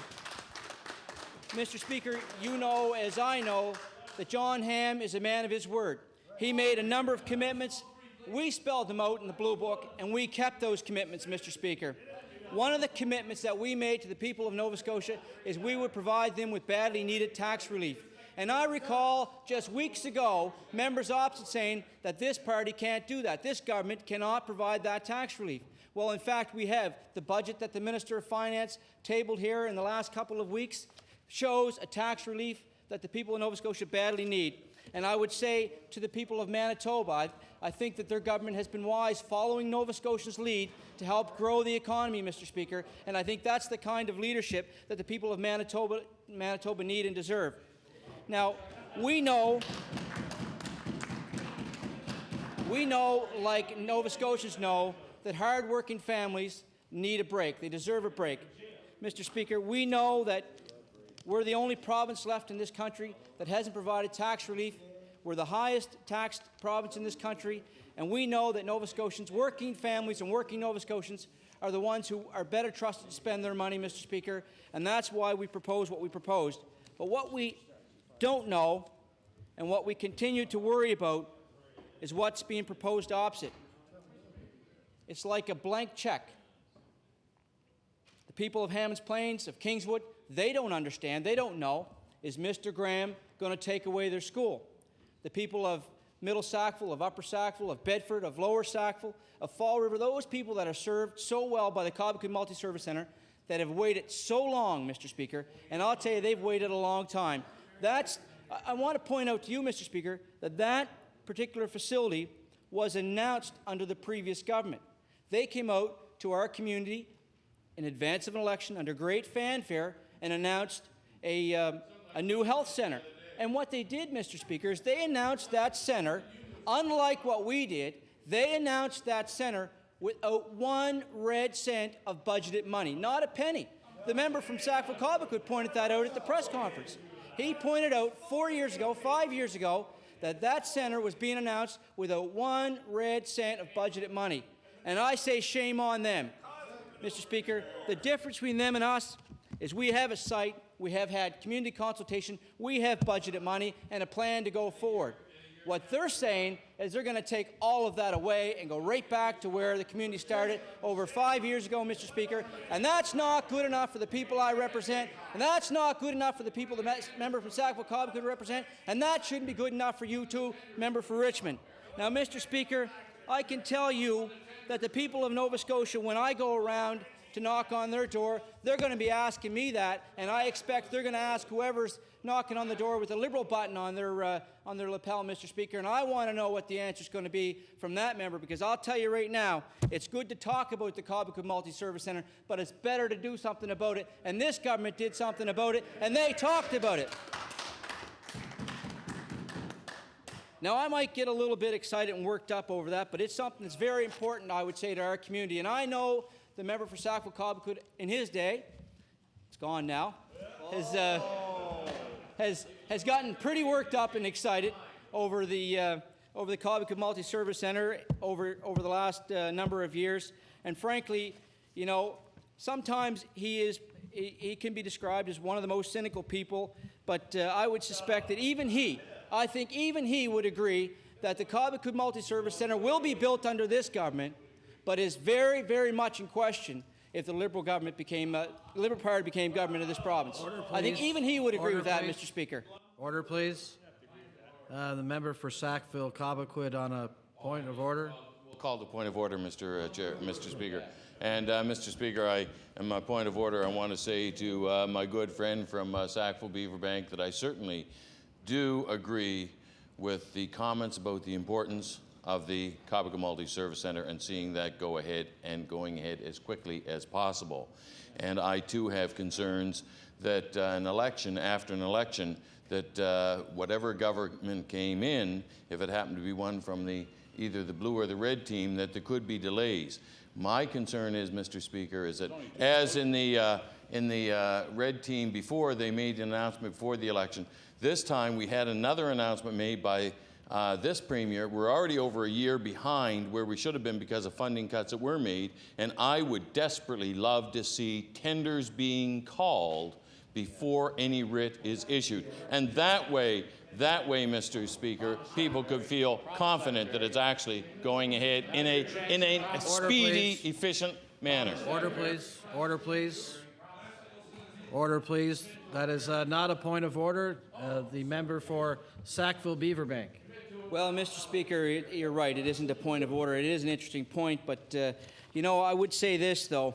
The member didn't take the opportunity to take me up on the challenge to say whether or not he believed that that centre would be built under this government or under a hypothetical Danny Graham Liberal government. But frankly, I think Order, that... please. Order, please. The member for Sackville-Cobequid. Thank on you. a point of order. Yes, on point of order. I want to apologize for not having answered that question, so I want to apologize to him for not having done so and say to him, Mr. Speaker, that I'm very sure that under a new Democratic government, I know that it will be built. Order, please. Not a point of order. The member for... Order, please. Order, please. The member... Order, please. The member for Sackville-Beaverbank. Thank you, Mr. Speaker. You know, I think I've said enough on this issue, and I'm glad the member for Sackville-Cobequid agrees with this party and believes that that facility should be built, as do the residents that I represent. It's just unfortunate that the Liberal Party has a plan or a platform that would jeopardize facilities like that, and I think the people of Sackville will make decisions based on those types of plans and platforms, the same as the people of Sackville made decisions based on the platform, the Blue Book, that's been so widely distributed throughout the province of Nova Scotia and quoted from here in this House. But I want to point out to members as well a number of other key accomplishments of this government: 2 consecutive balanced budgets, with a surplus of the last one going directly to debt. That counters exactly the opposite of what the member from Richmond says in his attempt to rewrite history with his very poor resolution. I would say, Mr. Speaker, we made other commitments, like the commitment to reduce the foreign exposure of our debt. And, Mr. Speaker, that goes without saying. They can't rewrite that history. It's there. It's a matter of record. They can see that. We've also been able to reduce the direct debt to GDP from 46% to 41%. They can't dispute that. That goes without dispute. That's part of the record, Mr. Speaker. We, under this government, moved to an accounting system that brought the books of this province up front and out front where they belong to be, under GAAP, under the generally accepted accounting principles. where they should have been in the first place, Mr. Speaker, and I don't apologize for that. I think that's good for all Nova Scotians. Mr. Speaker, the list goes on and on and on and on. I would say that under the PC government, under our government, Mr. Speaker, and under the leadership of our Premier, John Ham, the people of Nova Scotia know where they stand financially, know where they stand with the government that they have elected, and Mr. Speaker, for the first time in a long time, they have a government that not only said what they were going to do, but kept their word and did what they said, Mr. Speaker. That's what we are. Order, please. Order, please. The member for Halifax-Shabocto. Mr. Speaker, thank you very much. I'm sure that there are fewer subjects, very few subjects, that we discuss in this legislature on which more nonsense is spouted than the subject of deficits and debt. It's a tricky subject, and so there's probably a good reason why it is that many members find themselves at something of a loss in engaging with it. I think that there are a number of common sense observations that can be made about debt in this province and that need to be put on the record and seem to be needful of being put on the record regularly, since many members seem to forget about them. But before I turn to accomplishing that task, I'd like to really pose as to the question of whether debt is actually what's being discussed in this resolution or in the comments that we've heard from the two previous members. Mr. Speaker, if the wording of the resolution is examined, it seems that the thrust isn't so much around the direct issue of debt and how it's to be managed. The thrust is something else. The thrust is really a question of blame, the question of whether one thing was said in an election campaign, but another thing was done when the party, which is now the government, has been leading its administration over the last 4 years. Now, that is not the same thing as dealing with deficits and debt, but it is a very germane point. And I think it can be tied, of course, to this question of debt and deficit if we ask ourselves who is actually responsible for the debt that the province now has accumulated. This is the $12 billion of debt that the province now has to carry around and, as was correctly pointed out in earlier comments, has to service very expensively year in, year out. You know, Mr. Speaker, in October of 1978, I happened to be in the Legislative Library. I forget the exact date. It might have been the 25th of October in 1978, but it was in any event the evening of the opening of the legislature under the newly elected Progressive Conservative government of John Buchanan. And it seems to me that at that time, 111 years after Confederation, the province of Nova Scotia had accumulated a total debt of about $500 million. Now, that's $1/2 of $1 billion compared with the $12 billion that we have now.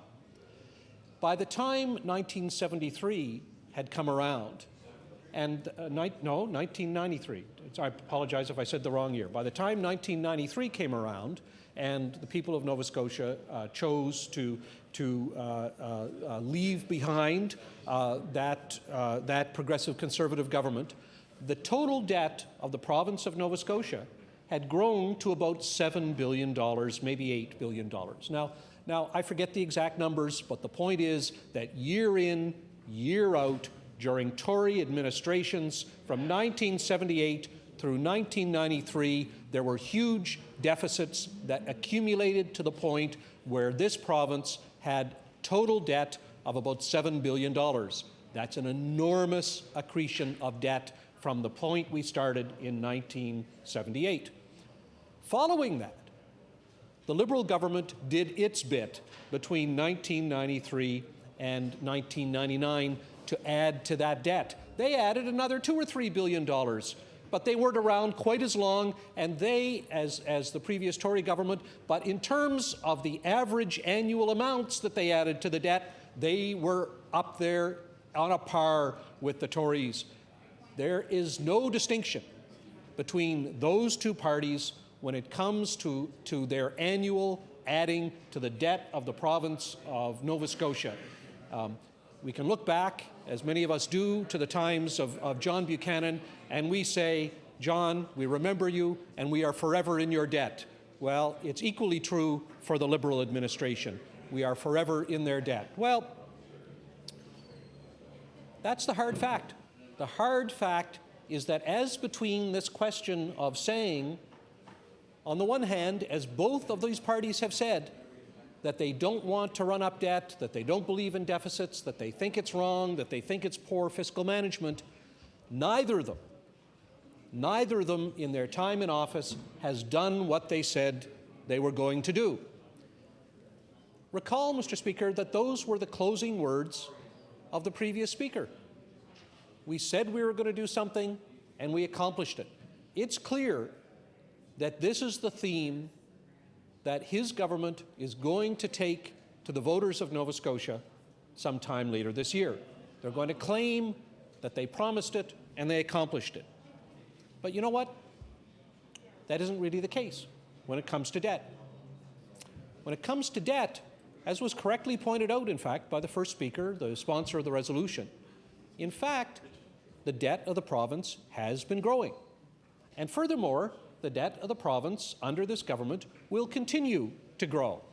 In fact, although the Minister of Finance and the Premier have attempted to make a distinction between debt that they wish to add to on the basis of building up infrastructure, schools and hospitals and bridges and roads, and other kinds of debt, in fact, the total cost to the people of Nova Scotia of a number of years of Tory government here is $100 million. And I'd like to point out how I arrived at that figure. If you look at the total number of years that we have had this government so far, and you just leave aside the very first year because it was 1999, 2000, halfway through the year in which there had been a different previous administration, and you don't even count against them the deficit from that year. But you start counting the following year. If you start counting in 2000, 2001, and you go through as far ahead as 2007, which is a projection that this Minister of Finance has put in his budget this year. And I refer to Schedule 13 on page B22 for those who have the document and want to look it up, because this government is projecting ahead as far as 2007. But you know what? They're not projecting any more surpluses in the following years after this one. So they've run big deficits in their first several years. If you accept their numbers, they're running very tiny surpluses. And then for 3 years after that, it's going to be completely balanced. They're saying there will be neither a deficit nor a surplus. So you add up all these numbers, all their deficits and their surpluses. There's very small surpluses. And the total cost to the people of Nova Scotia in terms of added debt is going to be $100 million. That's what it's cost us to have the Progressive Conservatives as the government of this province since 1999, all the way through, should they succeed in getting re-elected, to 2007. What an enormous addition to our debt. And that is entirely apart from capital projects. This is on the operating side. This has nothing to do with capital projects.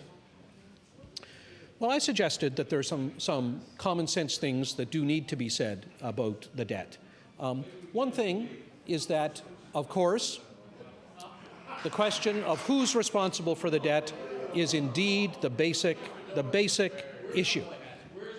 What, we have to ask ourselves, is the government doing about reducing that debt? And the answer is, so far, very little. It's been noted a number of times that there is no plan in place to continue to deal with that debt. What do they suggest? The example was given of a reduction of the debt in terms of its comparison to the overall economy of the province. Well, it's true. There has been a very slight reduction of the debt in comparison to the total economy of the province because the economy of the province has grown somewhat. Can we continue to assume that that's going to be the case? Not clear. even if we can assume that that's going to continue to be the case, in what numbers? Not clear. Is it the case that we may have to live with this debt for a very long time? I suspect that that is the case. I suspect that unless there are large windfall revenues from special sources, that debt will not be significantly reduced. That is probably the hard fact. And so far, we have not heard any solid suggestions from this government, apart from the $14 million they're saying they're putting into debt right now, about what it is that they're going to do about it. This is a government which has modeled itself from day one on the corresponding Ontario PC government of Michael Harris. The program of this government in its first term has been exactly the same, although on a slightly reduced and modified scale than that followed by Mr. Harris in his first term. And the hope of this government is clearly that they will be able to say to the voters, we promised you certain things, we've accomplished them, and let us carry on again. Now, I am very skeptical about whether this is likely to prove to be attractive to the voters here. Just as I pointed out that the voters here have a total cost of $100 million for the privilege of having a progressive Conservative government in Nova Scotia, there was a big cost to the voters in Ontario of having their progressive Conservative governments, because they followed exactly the same pattern. Big deficits in their first years, very small surpluses in the following years. And the total cost in terms of dollars to people in Ontario has been minus $9 billion added to the debt. That's to date. That's so far in Ontario. And associated with that has been big cutbacks in government services, the kinds of government services that people pay their taxes for. I know that that's what people see as the basic deal in society. They pay their taxes and they expect the services to be delivered. That is the deal. That is what people expect. And if the members opposite believe that they can do something different and say to people that the deal is going to be different, that we won't give you services and we'll let you pay less in taxes, and this should be appreciated, they have made a mistake. That is not what it is that Nova Scotians believe ought to be the deal. What they expect is that they should be paying fair taxes and get their services in exchange. They don't want to take the chance of having another Walkerton here. They don't want to see the hundreds of millions of dollars of accumulated infrastructure needs in their schools and hospitals and roads. They want to see that these things are being done by their government. They want to see that the government can do it and also balance their books, not run up the debt anymore. The time for that is past. We all agree that is not acceptable, but it is possible to run a government and deliver the services without adding to the debt, and we look forward to that happening. Thank you very much. The member for Cape Breton South. Thank you very much, Mr. Speaker. Mr. Speaker, pleased to join in this debate today on the resolution before us, and I have to first of all refer to comments of the previous speaker, finance critic for the NDP, and all I can say to you, Mr. Speaker, is thank heavens that the NDP will never have an opportunity to deliver anything in this province except empty rhetoric, because that's what we were just subjected to. And I want to turn my attention to the comments previously to the member from Sackville-Beaverbank, who is fast becoming the chief apologist for the Premier in his Blue Book and becoming somewhat of a poster child for the, yes, he's even sitting in the Premier's chair right now, so he's been elevated to the front benches miraculously. But he's had an opportunity to go to bat for his boss here today, and that's every one of them, I suppose, will have an opportunity to do that. But what we are engaging here today, Mr. Speaker, is a debate on checkbook politics, also known as borrow now and worrying about paying it back later. That's exactly what this government is doing, no matter how they want to sugarcoat what's going on in their political agenda here. I want to refer to a resolution on March the 4th. The resolution is simply that It was a resolution in this House, and it quotes the Premier. And the Premier said on March 4th, to be sure, there are some people who suggest that government should continue borrowing on its debt and spending beyond its means. I don't believe there is merit to this argument. Close quote. That's the Premier. What has happened since the Premier took office? Another $500 million in borrowing. A situation in this province where we now are approaching $12 billion of long-term debt. I didn't say we shouldn't borrow anymore. The Premier said we shouldn't borrow anymore. And that's what he said in the Blue Book, and that's what he said at numerous public appearances. I can tell you, Mr. Speaker, that also the Premier made reference to in Hansard on Tuesday, April 17th, 2001. The Premier, Mr. Speaker, what I will confirm is that a year from now this government will introduce a balanced budget, and from that day onward, the debt of this province will no longer grow. No longer grow. So why are we borrowing $118 million this year, Mr. Speaker, if the debt is not going to grow from 2001 on?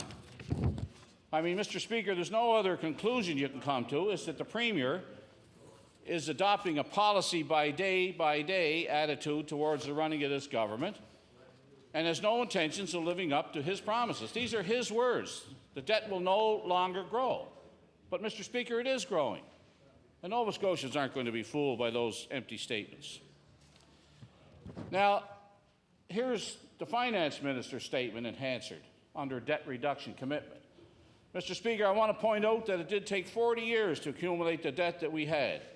I will stand here today, the Finance Minister states, and say that I was part of a government that added a great deal to that debt. These are the facts, says Neil LeBlanc. These are the facts. The problem is where we are today, and how are we going to face that? How are we going to face that? His way of facing it, Mr. Speaker, is to continue to raise the debt in this province. The debt is going to grow under this government's watch for the next 5 years in this province.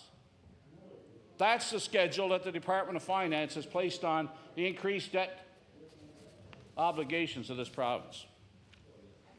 And I say to them, Mr. Speaker, it's checkbook politics. When you borrow, Mr. Speaker, $68 million to send out a check on the eve of an election, instead of adhering to the accepted principles of the Income Tax Act in this province, that's nothing more than cynical politics. When you borrow on the lives and the future of the children of this province to give a check out now to buy a vote, it's nothing more than cynical politics. It's the same old Tory way of buying votes at election time. The Premier said that he was going to run a government of honesty and integrity. Well, if he was honest, Mr. Speaker, he would live up to what he said, his words. No more borrowing in Nova Scotia. We will live within our means. Yet since that Premier took office, we've had $500 million more in borrowed money. And a continuation of that policy well into the next 5 years running, which will mean at the end of that, given the fact that we may have current interest rates in this province, or if the economy remains somewhat buoyant, we will have a situation where the taxpayers of this province will be paying in excess of $1 billion a year in interest payments to repay the debt of this province. A debt that the Premier said would not grow one nickel after he took office. Same Premier said, and I can quote him, but I don't have to because I've said it many times in this House and so have other members. The Premier also said, I will not increase any taxes in this province during my term as Premier except tobacco taxes. And what did he do? He broke that promise as well by raising taxes on gasoline at the pump, 2 cents a liter, to inject some more money into his war chest for the election. And Mr. Speaker, every goods and services that are available to the people of this province have gone up. This government has paid no attention to exorbitant insurance rates, no attention to fees on virtually everything they use here, everything from driver's licenses, No attention to the problems that people are facing with home heating oil in this province, the tremendous costs. No attention to any of the problems that are facing Nova Scotians on a daily basis, Mr. Speaker. What they have done was embarked on a plan to do only one thing, to get themselves re-elected at any cost. $68 million to go back out of $118 million they're going to borrow this year. And because of that, Mr. Speaker, we have a serious problem in this province with the credibility of this government. And I want to end up, Mr. Speaker, by saying again what Neil LeBlanc said. It took 40 years to bring this debt to where it is. And I can tell you, Mr. Speaker, that finance minister is continuing the policies of the past and borrowing money in this province. The sad part of it is that he won't be around to answer for his mistakes. Thank you very much, Mr. Speaker. Order, please. We've reached the moment of interruption. The Honourable Government House Leader. I move the House to now rise to meet again on the morrow at the hour of 12 noon. The House will sit from 12 till 8 p.m. The order of business following question period will be supply.